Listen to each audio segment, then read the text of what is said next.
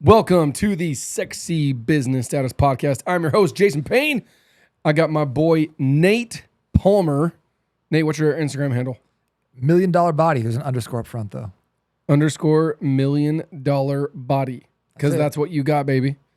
That's what everyone should have. Right? That's what you deserve. Yeah. And your wife deserves it. Andy Elliott talks about that. Yeah, she does. You should have a six-pack. Why? Because you deserve it, your clients deserve it, and your wife deserves it, and your kids. I mean, like, who doesn't want their kids, especially like what dad doesn't want their kids to think that they're just like absolutely the superhero? Kids are going to look for a hero somewhere. My dad's on 300. Right. Probably shouldn't be watching that movie. Never mind. I take that back. I'm gonna let my kids watch that for sure. They're gonna know about. They're gonna know about King Leonidas. Can they do an edited version of 300? Well, what do they need to edit out? Just blood. Yeah, I guess it's not that bad. Anyways, there's some weird sexy stuff in there. Yeah. That Persian hunchback scene. Yeah. Yes, that's Glad. Yeah. Thanks for bringing that up for or me. before war. Yeah. Anyways, no, but that's been a huge thing on my mind. Andy Elliott brought it up on one of his reels or podcasts or whatever, and he's talking about it how, like, you should be able to sell with your shirt off. I love it. He said, take your shirt off and sell something. He's like, that is the true, raw, real, authentic version of you. And your true self-confidence comes out, he says, when you're naked. But he's like, obviously you're not going to be butt naked. But, when you're naked at home, it's like a real thing. Like, people are so scared to, like, oh my gosh, talking about being naked and taking your shirt off. I'm like, guys, it's the principle. You're not literally going to take your shirt off to go sell a roof. I would do it, by the way. I might, yeah. Yeah, I wouldn't be scared to.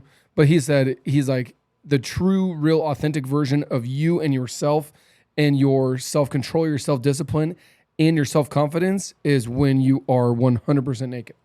I love that, and I agree with it. I think that so often you cover stuff up with clothes. You can look good in clothes and it still have like a little bit of a belly, have a dad bod, right? Totally. But when you actually come down to it, you're just kind of covering up for those insecurities that already exist. And the thing about that is that, like, even if no one else is paying attention, even if your wife is still like, oh yeah, like I don't care what you look like, which she does. 100% bullshit. But at the end of the day, you still have this mental track playing all the time that's saying that you're not good enough, you're not where you're supposed to be, you deserve better than this.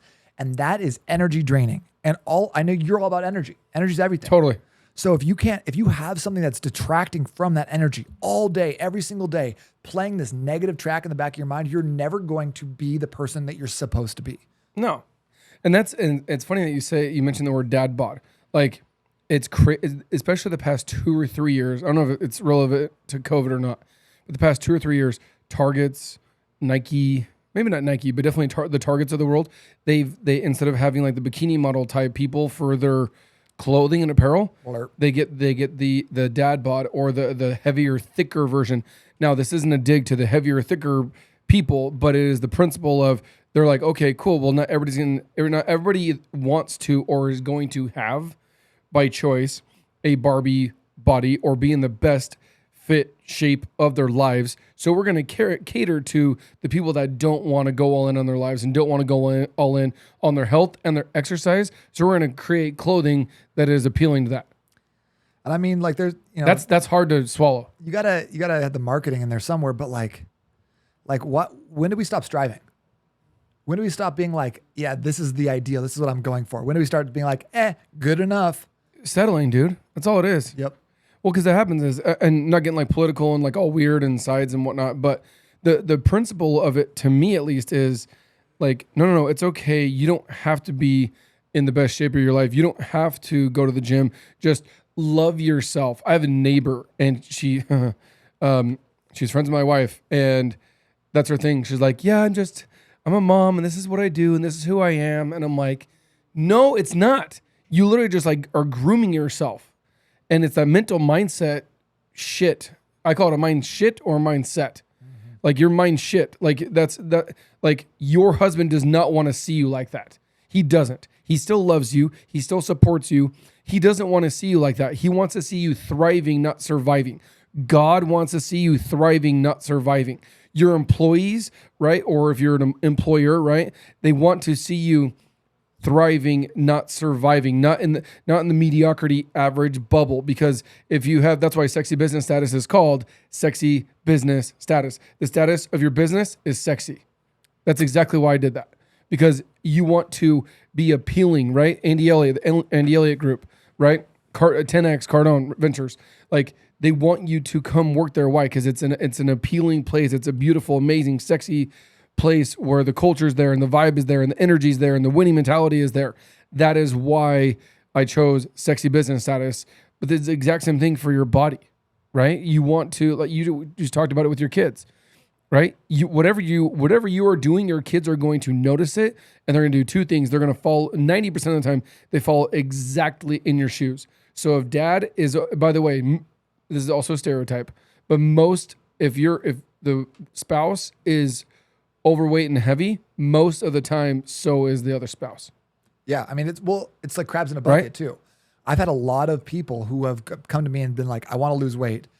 And their spouse is like, oh yeah, like that sounds great. But when it starts coming down to it, them losing weight pointed out insecurities in the other person, and they would sabotage that other person, either intentionally or not intentionally. But like all of a sudden they want to do pizza night, and why is it so hard? We can't take a break from the diet. Sleep in. Yeah. And it's just a little bit like it's those insecurities come out in that way. So I think that this, again, it's so important, obviously, for your health, for your self-confidence, whatever else. But you have to be leading by example. And especially this is, if you're a dude, if you're a dad, if you're a husband, like you can't expect anyone else to go above and beyond what you currently do. You do the most in the house. So if you're only given 60%, you better not expect 61 from anyone else in the house. You have to lead by example. Like I'll give you an example. In my relationship with my wife, I've wanted her to read instead of doom scrolling on her phone at night. So I'll read a book and she'll be on Instagram. And I don't like, it's not a big deal, but I just kind of want more for her. I wanted a little better for her. Sure. So, but rather than being like, hey, you should read. Hey, you should read. Hey, you should read. All I did was just read all the time. I read every single night for 7 years straight. And then you know what happened last year? She picked up a book. She was like, I love reading. Shut up. And so this 7 years, not 7 days, not 7 weeks, not even 7 months, 7 freaking years, 21,000 days. I read every single night. And eventually she was like, I like reading. And now this year, I think she's one up on me. She's under like 45 books this year. For real. Isn't reals? that crazy? That's like more than one a week. Yeah. That's gangster. She's insane. And so her like Netflix has gone way down. Instagram consumption has gone way down. Her mental health has gotten a lot better because she's not like constantly seeing what's going on in the political arena and all this stuff. So it's just, but like, I can't expect her to do that unless I'm willing to demonstrate that for years. So like that, like when, I've had people talk to me and they're like, oh, I just need my wife to get on board and help me out or go to the gym with me. I'm like, she doesn't need to. That's not her job. Your job is the one to get to the gym and be waiting. We're leaders, right? You don't need someone to be there to like be like, oh, hey, are you going to come to the gym today? You need to be there 5 minutes early waiting for their asses to get there. That's what we do. We can't expect more from anybody else than we can from ourselves. It's kind of funny that you mentioned like if you have 60% at home, don't expect 61% from your kids or your spouse. It's funny because I have a potty mouth. I have a really bad potty mouth, and I try and filter as much as I can. And I filter it pretty good at the house, but I have to have some sort of leniency at my house with my kids cussing. Why? Because dad does it. Now, dad's not dropping MF bombs, right and left like a verb like freaking Andy Frisella. But one slips every once in a while. So if my kids, want to kind of go down that route, I'm a hypocrite. I still say it anyways. Hey, don't say that. But my wife's like, well, you do. Yeah. And so that goes with anything though. That goes with exercising. My kids know when they get up in the morning or they see me coming back, when I am coming back in the room, they're there, eating cereal or watching a show or, hanging out or playing or whatever. And I come in, they knew that I was at the gym. They knew. And sometimes I don't wear my vest because I won't do a cardio day. I'll just do like leg day. Like I'll go do legs. And I come home and they're like, where's your vest? And I'm like, that's that accountability. They're like, where's your vest? So we were at the Princess this past weekend for 4 days. Love it. Best vacation on planet Earth, by the way. So I go there and I bring my vest and Heidi normally sees it and she's like, "What? What are you doing?" This time she didn't say anything. Not good or bad, just didn't say anything. It was just there. It was in the car, and we go. And I have a coaching call every Friday, and so we did that, and then we went. Monday we have a coaching call as well.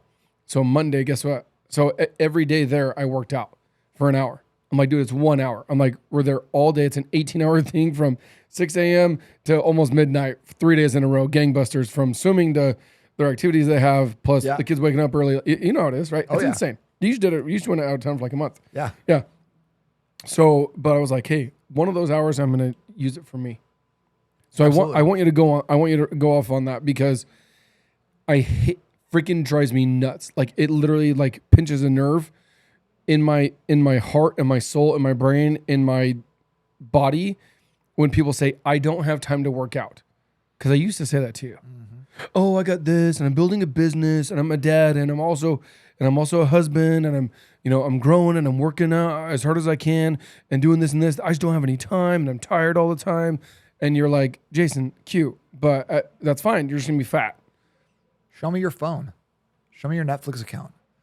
I think that like a lot of times, like I don't have a problem with that. I just want people to be honest, because when it comes down to it, that's a lie. You not having time. There's someone who has less time than you who's still making time to work out. It's a priority thing. Right. But so tell me to my face, getting in shape is not a priority for me. And that is really hard for people to do.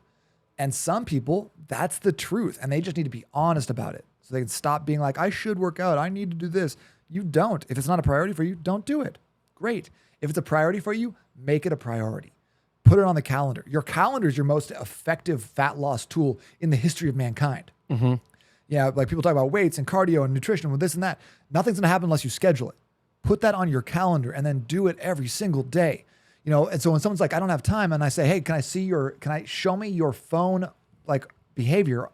You were 3 hours on your phone every single day last week. Tell me you don't have time. Like, it just becomes an awareness thing now where you have to start accepting that, oh, I guess I did have time and I just didn't make it a priority. But it's so powerful then when you go, hey, I didn't make it a priority and I'm committing to making a priority moving forward.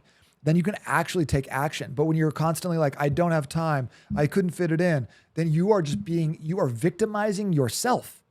You are living in a victim and a scarcity mindset. Mm-hmm. And if you think that doesn't impact everything else you do, you're way off, because how you do one thing is how you do everything. So You're never going to have as much financial success. You're never going to have as much relationship success. And maybe you're like, oh, I'm doing good at work. I have a great marriage. Well, you're not going 100%. Don't you think your wife deserves 100%? Or do you think she only deserves 65? Well, and it's funny none of it's funny, but the point that you bring up of giving your all to your spouse and all to your kids, and then we because nobody teaches this. No church teaches this, in my opinion. No school teaches this. No government. No groups, unless you are like a trainer and that's what you do and that's your jam. Nobody teaches you to work on yourself, to develop yourself. You are your non-negotiable every single freaking day. Somebody like, hey, how often do you work out? I said every single day. And like, what? I'm like, dude, I've been working out every single day for probably 6 months now. It's like, it's just, now it's like it's a mental fuck. Yeah. If I don't, like, I am mentally a hot mess if I don't work out. My wife's like, you either need to get laid or you need to go to the gym. You need that dopamine hit. It's just a thing, right? You're like, how about both? Yeah. And I was like, well, which one do you want to do first? Let's just try both. See what happens. Be like, hey, a double hit. Yeah. I'm all for it. My wife will kick me out of the house if I don't go 2-3 days without working out. She's like, all right, you need to get gone. Figure whatever this is out. Yeah. Yeah. And there's got to be behavioral patterns and stuff that you're doing where my wife's like, okay, like you need to go work out. Like it's a thing. Or I'll be like, I'll say, I need to go work out. And she's like, good idea. See you. Bye. Yeah. Right.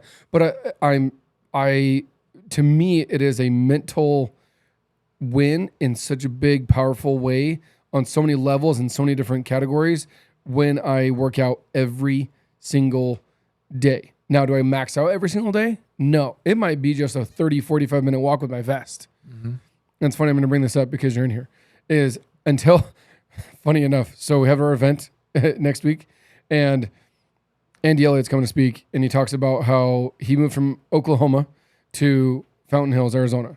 And he told his team when they moved over, he said, we're going to do 3 things. We're going to get fit, We're going to get tan and we're going to help people make money. Right. And I'm like, so what am I doing? I'm not getting tan. I'm not getting fit. But I am helping people. So I'm only doing a third of what my coaches and my mentors teach and coach. I'm like, cool. So I'm like, I get out in the sun I get as much vitamin D as I can. I'll go do my walks middle of the day or mid afternoon to get that vitamin D and get that. But then the whole like get fit, there's just something, and he talks about it as well as others. There's a natural level of respect when you show up like that, no matter what you do for a living. It doesn't matter if you sell cars or sell insurance or roofs or you work at a grocery store. You show up chiseled and ripped like that, there's an immediate level of respect and credibility when you show up in the shape that you're in. But also like the respect you have to have for yourself to do that. Like the respect you have to have for yourself to work out every single day for 6 months, that builds that muscle, right? You said I'm going to work out. You did it. You built momentum. You stacked the wins. Like now you are proud of yourself. A lot of these people walk around and they haven't been proud of themselves in decades. Yes. And it sucks. And they'll tell you that nothing's wrong on the surface, but you wonder why some people have anxiety and depression. They have no self-confidence, no self-worth because they haven't done anything worth respecting in their own eyes. And so we have this epidemic of people who are frustrated, burnt out, not wanting to show up big because they haven't been able to do anything that garners their own self-respect. And so it's nice to be able to show up and be like, yeah, some people think that I'm cool because I have bicep veins or whatever, but it's more important that I show up every single day and I think I am someone who does what I say I'm going to do.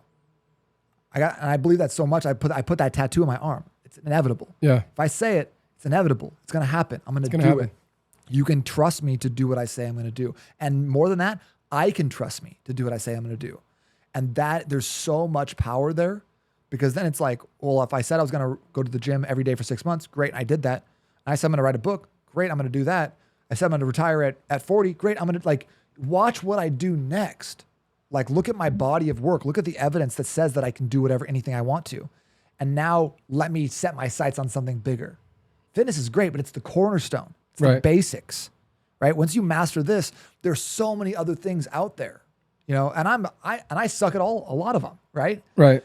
But I know that based on my track record, based on who I believe myself to be, if I set my mind on blowing up an online coaching business, it's going to happen. Maybe it's going to take me 5 years. Maybe it's going to take me 10, but it's going to happen. I'm going to do it.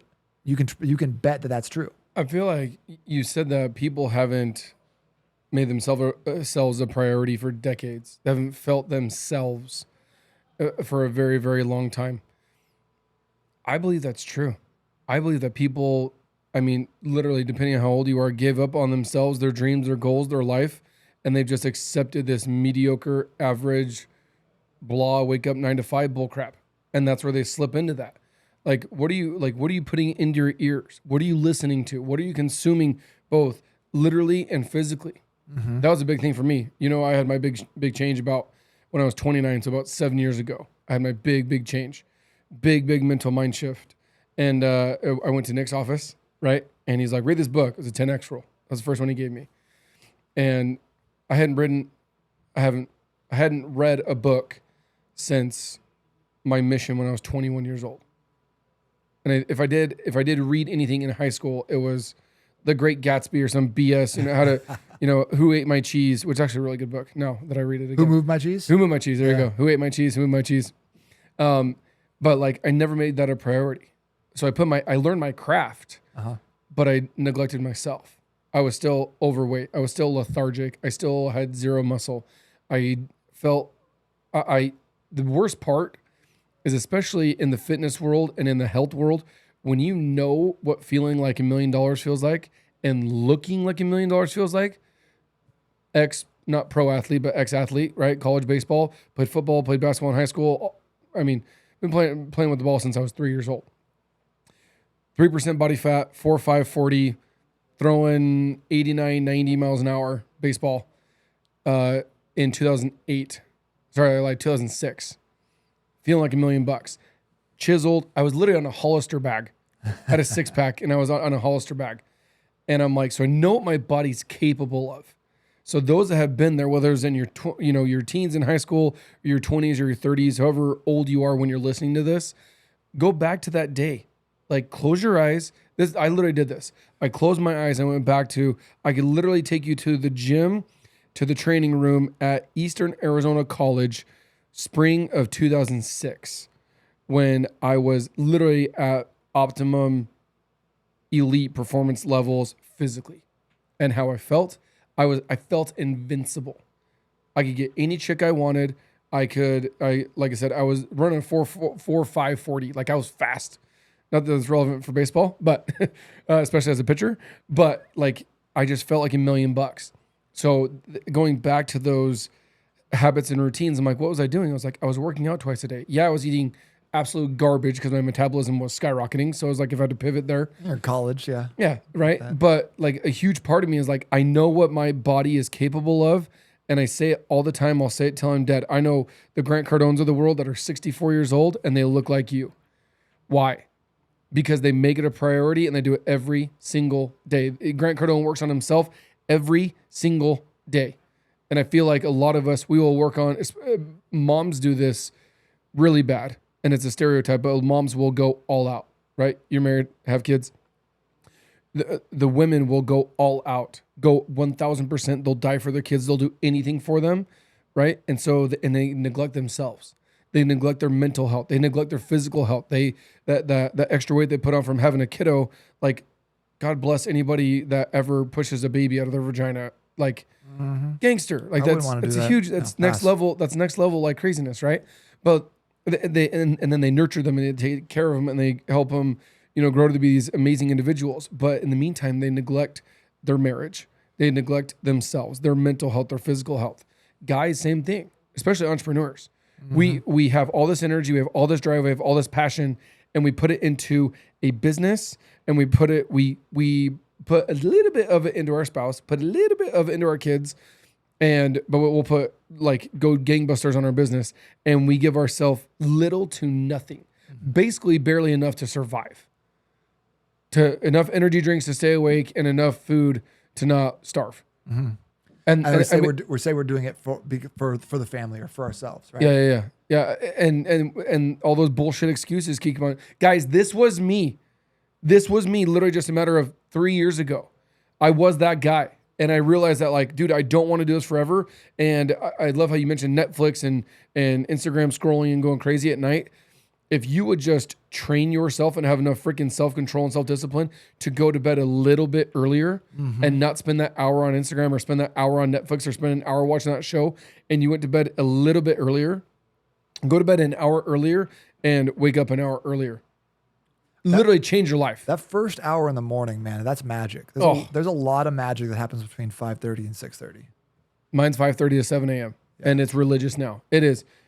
People are like, oh, I want to go do this, I want to do that. Like very seldomly will I tell anybody, okay, for an appointment, a meeting, an inspection, anything from 5:30 to 7 a.m. because I cherish it and I crave it so much because it sets up my entire day. Need it. Yep. Crazy. I want to go back to diet. You talked about diet a little bit, but obviously we all think of diet as nutrition, carbohydrates, keto, whatever else. But it's also who are you around and what are you listening to? You are such an inspiration to me, Jason, because you're constantly training yourself and your sales team. You guys are always on Cardone University. You're always looking at stuff. You got books all the time. I just came in and saw did a little presentation for your team. There's books everywhere. All these personal development literature. You got Chappie's book in there. You got 10X rule. You got all this stuff. Elevate, Tummy Mellow. You got everything in to help yourself and your team with their mental diet. And I think beyond that, even it's who are you associating yourself with? And there's two parts to this. Number one is if you want to smoke a bunch of weed, hang out with 5 other weed smokers. Guaranteed, you're going to toke it. Guaranteed. You want to make $1 million? Hang out with 5 other millionaires. And you're going to start seeing your income creep up. You cannot help it. There's a statistic that if you are within 8 feet of a high performer in your workspace, you're going to perform 18% better on average. Just by physically. Proximity. Yes. For reals? Yeah. That's a great stat. And so, yes, surround yourself with those people, right? But also be the type of person who those people want to hang out with, right? Yeah. Be the type of person who in your friend group who is bringing everyone else up. If you can't bring them up, then I need to take a break from them, but like I talk to people all the time. They're like, well, I've got a busy social schedule. I do these things with my families and these people in my neighborhood and stuff. I'm like, bring them with you. Bring them with you. Bring your kids, bring your wife, bring your communities, because that's how we rise up. It's not an isolation. You're not an island. You need to be consistently surrounding yourself with people who are doing better than you, and you need to be nurturing and mentoring the people who need your help and are seeing you. So you need to be inspirational. Your lifestyle, the way you live, your actions you take, they need to be inspirational to the people around you so they can actually see what is capable and what you can accomplish. Because if you are not doing that, then you're letting your family and your community down. You're the leader. Right. You're the leader. It's funny you mentioned that. We call them givers and takers, right? Are you a taker? Are you someone that just takes someone else's energy, or are you giving that energy and you're giving that vibe, you're giving that inspiration? Because I literally will block and unfollow people, 2 or 3 people a day, just naturally. If they're being like, and I don't care if it's blood, I don't care if it's my parents, I don't care who it is. If you're negative and you're toxic and you're condescending or manipulative or just that victim mentality, that wham, and you're always bitching and moaning and complaining, I'll unfollow you or block you. Now, I'm LDS, and this is a stupid stereotype. It drives me nuts when they teach the youth this. Social media is bad. Don't get on it as much. I love social media. I freaking love social media. And I'm not watching porn. I'm not watching cat videos. I'm not watching The Office. I'm listening to the greats. I'm listening to the Grant Cardones, the Andy Elliott's, the Andy Frisellas, the Ed Milet's, the Joe Rogans, you name all those guys. Those are guys that I follow, and they are so selfless by giving their time and giving their content out for free, for freaking free on social media. Anytime you go on Facebook or Instagram, you're not paying for that. It's all free. But like I go on there because that's where you talk about you are the net worth of the 5 people you hang out with. Like, well, Jason, who's your net 5? And I said, Grant Cardone, Andy Frisella, Andy Elliott, Ed Milet, Tim Grover, David Goggins. I can keep Brendan Burchard. I can keep going, right? Tommy Mello, Carlos Reyes. Who else making my event? Jordan Adler, Natalie Brandon Dawson, right? Like, they're like, you don't hang out with those guys. I'm like, not literally, you dipshit. And sometimes it is literal. And guess what? Yes, they have been on my stage. Yes, they have been on my podcast. And yes, I have their cell phone. I've got pictures of you together, so you can't say you don't hang out. Yes. Yeah. If you didn't take a picture, it didn't happen. That's why I always make sure I take a picture. Yeah, like after this, we have to take a picture. Like Nate Palmer was on your podcast, and I'm like, bro, I got a picture. Bro, I'm taking my shirt off for that picture. You know that, right? Oh, yeah, me too. We'll Hell do it. yeah. Let's do it. Let's do it outside. We should have done this whole podcast naked. That's putting our money where our mouth is. Or at least our shirts off. I mean, why not take our pants off? I'm already here. That's fantastic.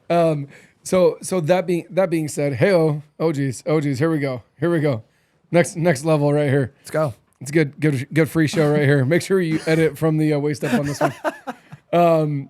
But that's what it comes down to with me is I thrive on that positive energy. So I love the Macklin twins. We were talking about that off camera.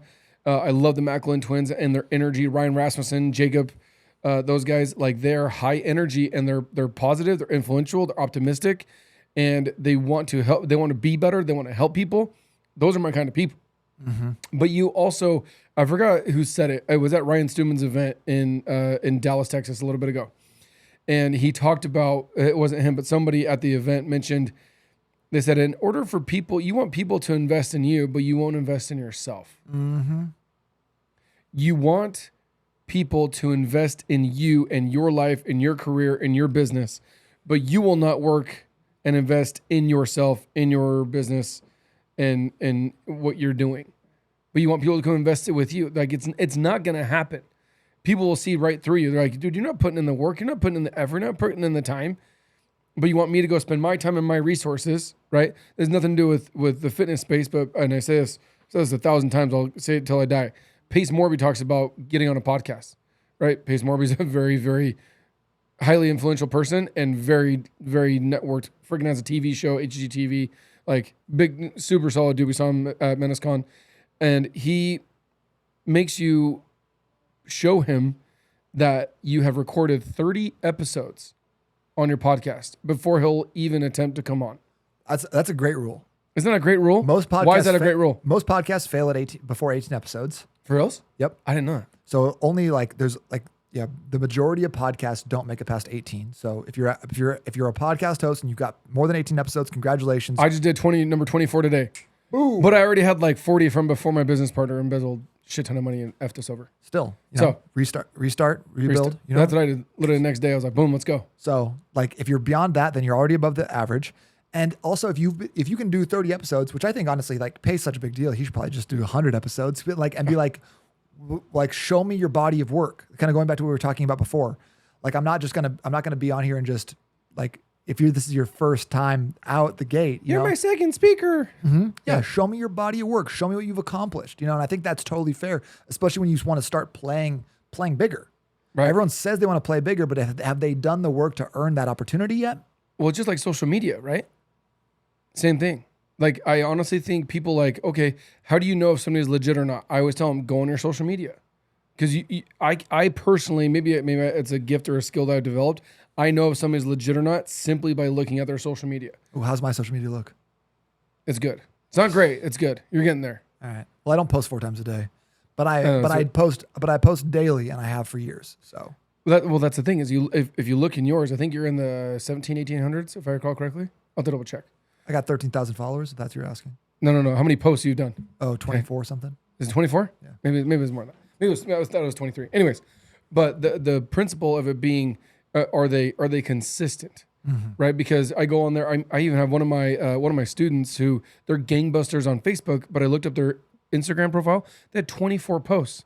I'm like, I wouldn't even take you serious as a business owner and transact with you if I look at your Instagram and your Facebook and your YouTube and your TikTok and your LinkedIn and all that stuff, and you're nowhere to be found. How do I know if you're legit or not? BBB, like welcome to the 90s, right? You have a clean ROC. Everybody and their mom has a clean ROC unless you're a freaking felon and a royal douchebag and like jumped town, which is the exception, not the rule. That's real. Like, so you can't be like, well, go look at the ROC. I'm like, dude, I was like, even I know legit contractors that shit the bed that have a beautifully clean ROC and a beautiful BBB, right? But guess what? You go look at all the reviews, right? And if they have hundreds and hundreds and hundreds of reviews, guess what? Now you got some credibility with me. Yep. You have 13, 12 of them could be your family members. And you got one star because you did something stupid. but that's so a pod. There's different ways to. I guess to wrap up this episode I'm talking about is, can you establish credibility by just walking in the room, the way you talk, the way you carry yourself, the way you look. Andy Elliott walks in the room, you're like, oh shit. Grant Cardone walks in the room, Brandon Dawson lost like 40 pounds. Looks better now. Yeah. Oh, he looks amazing now, right? We're not going to get into this, but Natalie Dawson, we need to do another episode for ladies.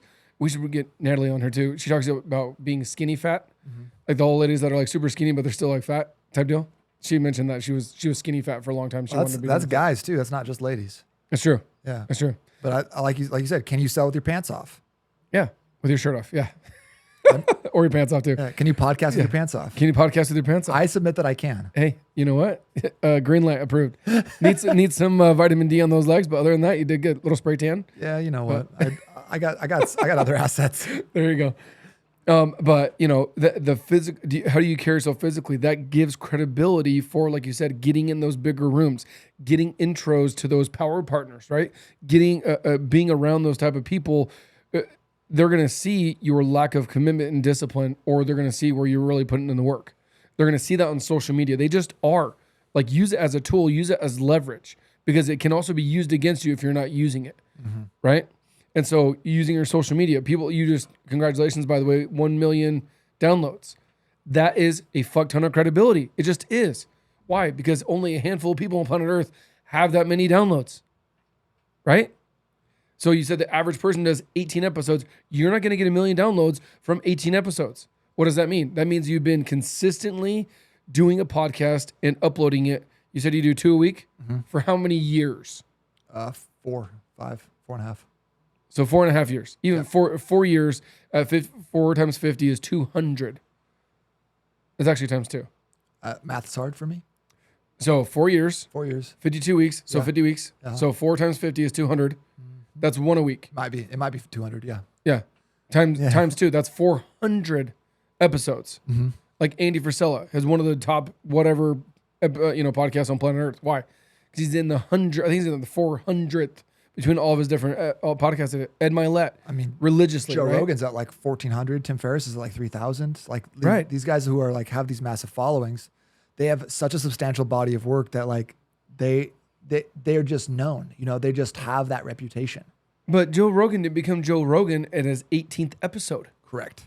That's the difference, is that you see these people like, oh man, must be nice, and like they get paid and they have all these sponsors and blah blah blah. I'm like, dude, go look they're in the hundreds or thousands of whatever you're looking into. Grant Cardone with multifamily, he didn't get his first 30 or 50 unit complex and be like, I'm the multifamily juggernaut. No. He had 30,000 apartments before anybody who knew who he was. I remember when he had 3,000 apartments and most of them were in Tucson because we live in Arizona. I remember that. That was like 8 years ago when I first heard about him. And now he has like 30,000, not 3,000, 30,000, right? But we get a threeplex or maybe 30 units and all of a sudden we think we're like the shit. Mm-hmm. It's like, dude, like get whatever you're doing, get it in the hundreds or in the thousands. I thought of you the other day, and we're going to end with this. I thought of you the other day. I had a guy, it's a book where in order to master something, is it 1,000 hours or 10,000 hours? 10,000 hours was whatever that little Seth Godin or something. Yeah, I think so. Somebody. But I'm not taking credit for it. But somebody mentions, or is it 1,000 or 10,000? 10,000. So for someone to master, Nick said this out on his call on Monday. In order for someone to master something, they need to do it for 10,000 hours. So I'm like, okay, well, I'm in decent shape, but I'm not in Nate Palmer shape. And I'm like, well, I might be in the 2,000 or 3,000, but I'm not in the 10,000 plus hours of fitness, dieting, study, research, consistency, right? And I think about, okay, with roofing, I've been doing it for 14 years now. End of this year will be 14 years. I'm like, there's a handful of thousands of hours into the roofing space, right? I think like it's about 10 years of work if you're working regular hours. And I know you don't work regular hours. Right. So you can expedite it. People say 3 to 5, but you're probably pushing like 20,000 at least, So you're a master at what you do. So you can not only do it well for yourself, but you can take other people and show them how to do it as well. Yeah, but like, no offense. All you have to do is do what you do for 10,000 hours. It's not that hard. It like, takes do you want to switch? Like, hey, you stay doing that, and then you start a roofing company, and I'm gonna stop my roofing company, and I'm gonna become a personal trainer. Guess what? Over 10,000 hours, you can also have an 8-figure roofing company pretty damn quick. And guess what? I can look like that pretty damn quick. Why? Because we know what it takes in order to get there. But I feel like people give up so easy when it comes to nutrition and comes to dieting. You mentioned it with our team, that like all the fads, all that shit. I love 75 Hard. 75 Hard has helped me establish amazing habits, but it's not 365 hard. It's just not. Even if you do his whole entire thing, it's not 365 days. It's not, and that's for 1 year if you were to do all 3 phases, right? But the point to it for me is it's that level of consistency and of going that next level. 3 Feet from Gold, right? The amazing book, right? Like people just give up too soon with being an entrepreneur, starting a business, doing a podcast, right? 18 episodes. Yeah. I mean, like you're still warming up. You haven't even found your voice yet. Right. You don't even know practice. And like, you want to be the Jeters and the Kobes and the MJs of the world. And like, you went to a gym, to EOS basketball court a handful of times and played Saturday mornings for 2 years. You played Saturday mornings with your buddies for a couple hours. And all of a sudden you think you should be able to go, go to Turkey and play in the, in the D League stuff. Right. Like, dude, it's not you haven't fucking put in the work. It drives me nuts. I even have sales reps that do that too. I'm like, dude, stop like shiny object syndrome. Well, I'm not going to do keto, right? Talk about that real quick with shiny object syndrome in the health and fitness space. Well, I think how bad is it? It's the same as in business too, right? Like if you think that this next coach, this next program, this next workout, this next diet is going to solve all your problems, you're the problem. You're the problem. And it's not going to solve, it's not going to solve you. The only way to solve that problem is by putting in hours. And I like to think of it like, not even like it's 10,000 hours, but like, what kind of streaks are we talking about? Are you still working on 3-day streaks? Because if so, you're going to have a miserable time. Are you the type of person who's going to be, you're great Monday, Tuesday, Wednesday, Thursday, but then Friday, Saturday, oh no, we're out with the boys. We're out on the picnic. We had to go to grandma's house. Oh, fell off. Gotta start again. You're putting on 4-day streaks, 5-day streaks. That's not good enough. The only way to be successful especially in fitness is to measure your streaks in months. I crushed it in March and April. I did awesome. Okay. I was a little bit off in June. No problem. Back on it. You start talking about streaks in weeks, months, and years. Now you're going to be successful because intensity is at the end of the day, another just shiny object syndrome. So whether you're going really intense on keto or CrossFit or P90X or whatever else it is, fine, good, enjoy that, but can you sustain it? It's sustaining and being consistent is going to make so much more of a difference long-term than whatever that cool thing is right now. So people tell me all the time, I'm doing keto. I just started this new diet. I have this blood test, whatever. I just think okay, that's cool, but let's make sure you're hitting the basics. Because if you can hit the basics, then we can always dial those little tiny things in. But if you have to be 100% perfect and only get 20 grams of total carbs every single day in order to feel successful, well, it's not going to last. It's just not. So let's just work on getting those things that we know are true. Getting enough steps in, drinking your water, getting enough sleep, working out 3 times a week or so, hitting a little bit of cardio. Those things are going to add up and give you massive dividends if you can create a streak that you measure in months. Bam. Pant drop. We need to go work out. We need to go run a mile. Do some push-ups. Alrighty, guys. Appreciate Nate Palmer. Thanks for hopping on, man. Love the health and fitness space. I go to him for all my issues, all my problems, all my questions of, am I doing this right or this wrong? And he's helped me not only lose 20 pounds, because I feel like anybody can lose 20 pounds. I say that lightly. I feel like anybody can lose, 10, 20, 30, 50 pounds, whatever it is. Can you keep it off? And how long can you keep it off for? That is the biggest thing. Like I said, that consistency, right? I lost 40 pounds. I'm like, dude, but you put it back on 3 months later. I actually did that. I did 75 hard, lost all this weight, lost 25 pounds. And monsoon season hit, ironically, when I was finished it.